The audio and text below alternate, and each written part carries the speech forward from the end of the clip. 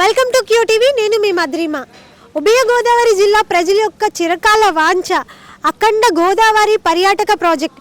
దీనికోసం ఎప్పుడు తొలి అడుగు పడుతుందా, ఎప్పుడు శంకుస్థాపన జరుగుతుందా అని ప్రజలు కానీ ప్రతి ఒక్కరు ఎంతగానో వెయిట్ చేస్తున్నారండి.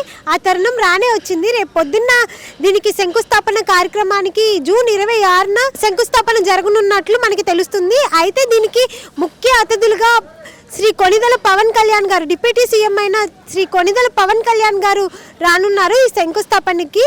దీనికోసం అసలు దీనికి సంబంధించిన పనులు ఎంతవరకు వచ్చినాయి, ఎలా జరుగుతున్నాయి పనులు అనేవి ఈ వీడియోలో మనం చూసి తెలుసుకుందాం. నాతో వచ్చేయండి.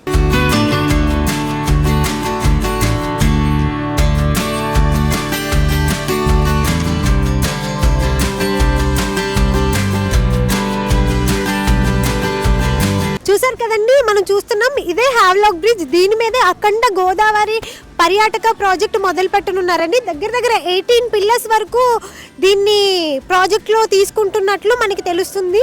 దీని మీద పనులు ఎంతవరకు వచ్చినాయి, దీనికి హాజరు కానున్న ఉప ముఖ్యమంత్రి గారు కొణిదెల పవన్ కళ్యాణ్ గారు హాజరు కానున్న తరుణంలో పార్టీ సభ్యులు మరియు పోలీస్ శాఖ వారు మిగతా అందరూ అడుగులు వేస్తూ ఎంతో వెయిట్ చేస్తున్నారండి. ఈ కార్యక్రమానికి ఎలాంటి ఆటంకాలు కలగకుండా ఎన్నో చర్యలు తీసుకుంటూ వస్తున్నారు. ముందే జాగ్రత్త పడుతూ ఎలాంటివి రాకూడదు అని చెప్పి ఎప్పుడు ప్రాజెక్టు స్టార్ట్ అవుతుందని అందరూ ఎంతో వెయిట్ చేస్తున్నారు.